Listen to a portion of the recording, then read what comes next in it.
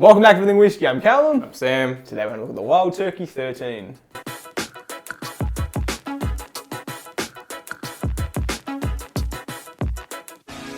All right, so, well, I was going to say, is this travel exclusive? I believe so. Okay, but we got it off Nick's, right? Yeah. So it's not really Went travel around, exclusive. yeah, went around that. It's a loophole. Yeah, so 1 litre, as like most of the travel exclusives are. Wild Turkey, 13 years old. It's called The Father and Son Limited Edition by Jimmy and Eddie Russell. I mean, pretty much everything we've gotten from them has been A1. Like Jimmy and Eddie Russell do the Russells line, which is just a line of kick-ass bourbon. And then either Jimmy or Eddie, I think Jimmy or something, is the Master Distiller at Wild Turkey. Yeah, so 43%.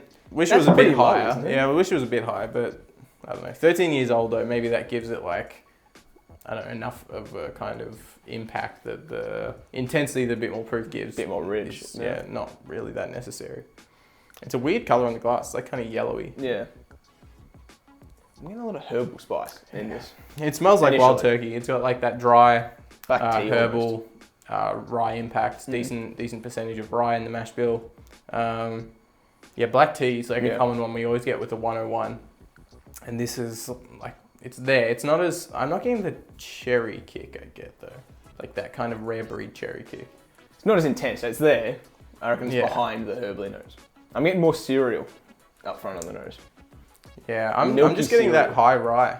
Like I'm just getting that high rye kind of like green herbal notes. Yeah, green, like green tree sap. It's like vegetal, tree sappy a bit. Brown sugar, like cloves and stuff. Yeah. It's nice. I feel like, I mean, look, people disagree. Some people probably hate Wild Turkey, but I'm yet to come across a Wild Turkey that I don't like genuinely really enjoy. Like there's... the Long Branch was questionable. The Long Branch was just kind of nice. boring. Yeah, it was just boring. A bit bland. But yeah, that's as far as it comes. Yeah. The Matthew McConaughey one. Yeah. That was all right, but it was just kind of a bit bland for us. But the rest, even the base level one is just, they're really good. And they're always such a good value. Like the Rare Breed is like one of my top all-time bourbons consistently every year. And it like always stays in Australia around the $100 mark. And it's 58%. Like for a barrel proof, I don't know how old it is, but barrel proof bourbon, like consistently $100. Like that's pretty good. For Australia, that's definitely really good. I mean, we're speaking of prices. This wasn't exactly cheap. $170. Yeah, but it's like a limited edition and it's a litre. It's got that cereal note you were talking about.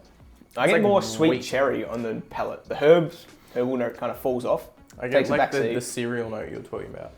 Cereal, yeah. But there's a lot more sweetness than there is. Yeah, it's nice and sweet, and it has got that cool like acidity, like the cherry, I guess. Like it's just kind of, I don't know. It's like citrusy. Black tea, or like green tea. It's like a bunch of brown sugar, ton of barrel impact. There's a decent amount of like barrel bitterness. You're not getting that like kind of super sweet, creamy, like weeded bourbon that you get often with things like Maker's is a weeded bourbon. Because this is high rye, it's gonna have those more like high rye impacts. It's gonna be more green and more herbal. It's gonna have those kind of spices, like we were saying before, the cloves and the star anise and stuff. Those definitely like in this. Like it's not a tame bourbon. Well, compared to just the regular baseline, I haven't even opened it yet. Glass is a bit hot. I just washed it. Yeah. I haven't tried the base level in so long.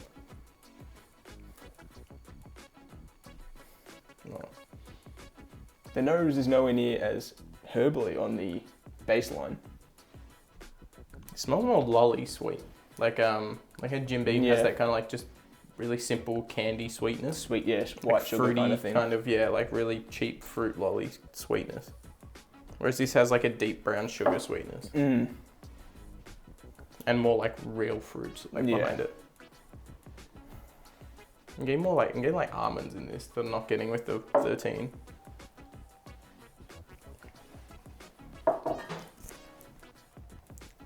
The baseline's higher in proof. It's 43.4. So what's that? 40. I mean 86.8. This is 43.4%. Yeah. So It's close. Yeah, there's more nutty earthiness in the baseline. there's actually a lot more flavor in that. Like that's falls pretty nice, flat. but it's simple sweet. There's a lot of like intense flavors in this. Like this tastes at least 5 points higher in proof. Oh my god, There's a lot more flavor. Oh. And I wouldn't have said that this is a soup, like it's nice, but it's not like insanely flavorful. But when you do compare it to the base level, it does it's actually help. insane. There's a lot more flavor in How the old's the 13. baseline? 4, 6? I reckon 6. I'd guess So it's 6. at least double the age, Yeah. which Yeah, I would reckon. obviously do a lot. Yeah, no, it's just got, it's a lot, I don't know, it tastes like it's got more acidity, tastes like it's got more sweetness and like almost a bit of saltiness. Like I much prefer the salted palate caramel. Yeah, me too. Over the nose. The nose is a bit Yeah. Well, it's too just, fresh and herby for me. yeah, it smells more rye, more like a rye on the nose than the taste does. Like the taste is more of that sweet, caramelized, fruity notes. It's kind of like a creme brulee, but with like, you've kind of caramelized the sugar on certain fruits, like raspberries and stuff, and like maraschino cherries, stuff like that.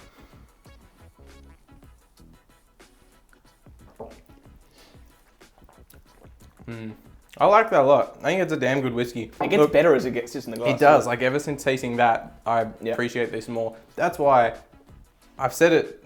What? Nutmeg. Nutmeg. I'm getting like Christmas spices. I don't like nutmeg.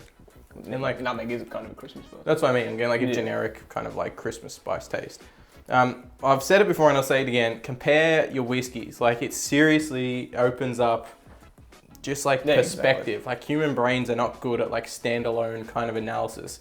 You do like one-on-one comparisons. It can like actually see what's here, what is here and not here. Like it's just more easy to kind of like pick things out and find differences.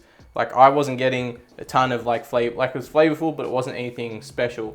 Then you compare it to the baseline and it's like really different. Like and there's also no builds way pathways where it's like you definitely find something new and then you can always find that from then on. Yeah, definitely.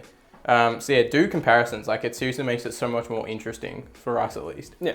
But no, I like this one. I wish it was cheaper and easy to find, but like it's one of those things. That might be why it's so expensive, because it's hard to find and Nick's had to buy a whole lot of it to actually obtain it. Yeah. So I don't know. What it's probably like 90 US.